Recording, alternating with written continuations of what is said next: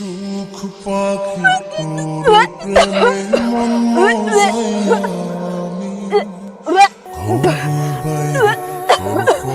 শুনে তুই কি করছিস এটা তুই?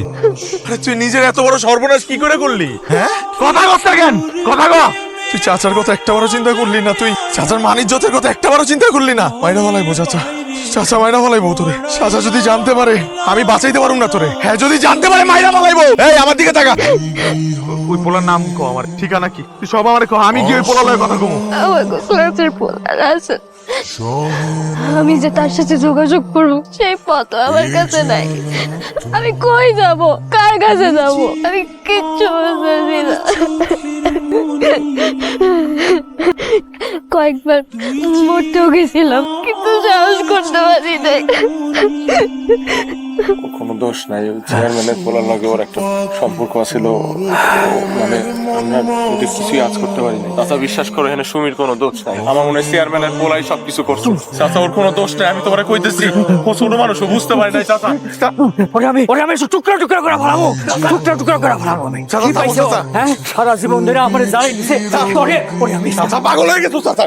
জন্মের সময় আমার মায়ের খাইছে, আর এখন পয়রা রইছে আমার 14 গোষ্ঠী তিল তিল করে জমানোর সম্মান রে খাইতে। ও যে ওইটাছে আমার জন্য একটা অভিশাপ, ওর পয়সা থাকার কোনো অধিকার নাই।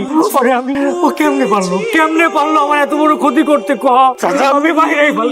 চাচা চলো, পাগল হয়ে গেছো তুমি। আজকে সুমির এই হালে লেগা তুমি দায়। একটাবার বুকে হাত দিয়ে কইতে পারবা ওর জন্মের পর থেকে আজ পর্যন্ত তুমি ওর সন্তান হিসেবে স্বীকার করছো কিনা? করো নাই। সারা জীবন এই মায়েরারে তুমি অভিশাপ মনে করে গেছো। তোমার শাশুড়ি তোমার কাছে লয়ে গেছে, বিনিময়ে ওরে দিয়ে গেছে। এতে ওর কি দোষ? ও তো কোনো দোষ করে নাই। কিন্তু হারাটা জীবন যে মায়েরা কোনো দোষ করে নাই, এই দোষের লেগে পস্তায় গেছে। মায়েরা ঘরে একা থাকে, ওর কোনো বন্ধু বান্ধব নাই, কেউ নাই। ওর লয়ে গিয়ে কেউ কোনো কথা কয় না। ওরে জিগাইছো তুমি কখনো যে ও কেমন আছে, ওর মনের অবস্থা কি? কোনো জিগাও নাই। ওর কোনো গার্জিয়ান নাই জোরে কইবো যে কোনটা ঠিক, কোনটা বেঠিক, কোনটা করবি, কোনটা করবি না। সুমিরে যদি একটা বা নিজের মাইয়া মনে কইরা একটু আদর কইরা বুকে জড়ায় ধরতা, তাহলে আজকেও এত বড় পাপ কোনটা করতে পারতো না। তুমি তো জানো না তোমার মাইয়া কতবার আত্মহত্যা করতে গেছিল, নিজের ভুলের প্রায়শ্চিত্ত করার লেগে মরে গেছিল, কিন্তু করে নাই তোমার চোখের দিকে তাকায়, তোমার সম্মানের কথা চিন্তা কইরা। আর আজকে তুমি কইতেছো ওর দোষ তোমার চাচা। আমি সুমির প্রতি অনেক বেশি অন্যায় করে ফেলেছি। কন্যা সন্তান হইলো আল্লাহর নেওয়া, এই কথাটা আমি ভুলে গেছিলাম। তুই ঠিকই কইছিস, আজকে সুমির এই অবস্থার জন্য আমি দায়ী। আমি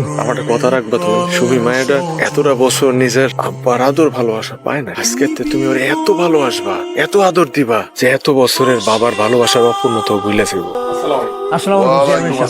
কি ব্যাপার হঠাৎ এত আয়োজন করে আমার বাড়িতে? চেয়ারম্যান সাহেব, ওই আনুষ্ঠানিক প্রস্তাব নিয়ে আসছি। চেয়ারম্যান সাহেব, আমার মেয়ের সাথে আপনার ছেলে। আপনি এই ইউনিয়নের মেম্বার আর আমি চেয়ারম্যান, সেই কারণেই আমি অতি বিনয়ের সাথে ভদ্রতার সাথে আপনার সাথে কথা বলবো। আপনি যে লোভ এবং আশা নিয়ে আইছেন সেটা আপনার কোনোদিনও পূরণ হবে না। চেয়ারম্যান সাহেব, আপনি এসব কি কথা বলতেছেন? চেয়ারম্যান সাহেব, ওরা দুজনকে ভালোবাসে। আমি কি বলতেছি আপনি বুঝতে পারতেছেন না? আপনার মতো নিচু বংশের লোকের মাইয়ার সাথে আমি আমার পোলার বিয়া দিব না। চেয়ারম্যান সাহেব, আপনি এই কাজটা কইরেন না। চেয়ারম্যান সাহেব, এই কাজটা আপনি কইরেন না। তাহলে আমার আর আমার মেয়ের বিষ খাওয়া ছাড়া কোনো উপায় থাকবে না। চেয়ারম্যান সাহেব, আপনার মেয়ে আর আপনি বিষ খেয়ে মরেন না, যা ইচ্ছে তাই করেন, এটা আমার দেখার বিষয় না। বাজান, আমি তোর কাছে একটা জিনিস চাবো, আমার দিবি বাজান? আমার পুরা জীবনটাই তো তোমার নামে, কি চাও কও? আমি আমার কলিজারা সিরা দিয়ে দিব তোমারে। বাজান, তুই আমার মায়ের বিয়ে করবো বাজান। আচ্ছা, তুমি তো জানো সাথীরে বিয়ে করতে চাই। তুমি এটি জানার পরও আমার এই আমি জানি, আমি সব জানি। তারপরে বাজান, আমি স্বার্থপরের মতো তোর কাছে এটা চাইতেছি। আমার যদি তুই ফিরে দিস খালি হাতে, তাহলে আমার আর সুমির বিষ খাওয়া ছাড়া কোনো উপায় থাকবে না বাজান। আমার মায়ের বিয়ে করে তুই আমার মান সম্মানটা রক্ষা করবো বাজান। আমি তো দূরে আমার এই জীবনটা ছোটবেলা থেকে আমরা অনেক আদর যত্ন করে বড় করছি, মানুষ করছে। আজকে একটা জিনিস জীবনে প্রথম আমি না করতে পারি না। তবে তোমার চাচার কথা মাই না, আমার এরিয়া চিন্তা করো। তোমার দেখে আমি এই জীবনে যে পরিমাণ ভালোবাসা পাইছি, এই ছোট্ট জীবনে আমার আর কিছু পাওয়ার নেই। আমাকে এমন করতে, আমি তো কারো কোনো ক্ষতি করি নাই জীবনেও। আমি তো আমাকে এমন করি। আমার জীবনের সব সুন্দর মুহূর্তগুলো আমি তোমার দিয়ে চাইতেছি। তোমার জীবনের সব সুন্দর মুহূর্তগুলো আমার কাছে রাখা দিতেছি। এই মুহূর্তগুলো আমার স্মৃতি। এই মুহূর্তগুলোর কথা চিন্তা করে আমি বাকি জীবন পার করে যেতে পারবো।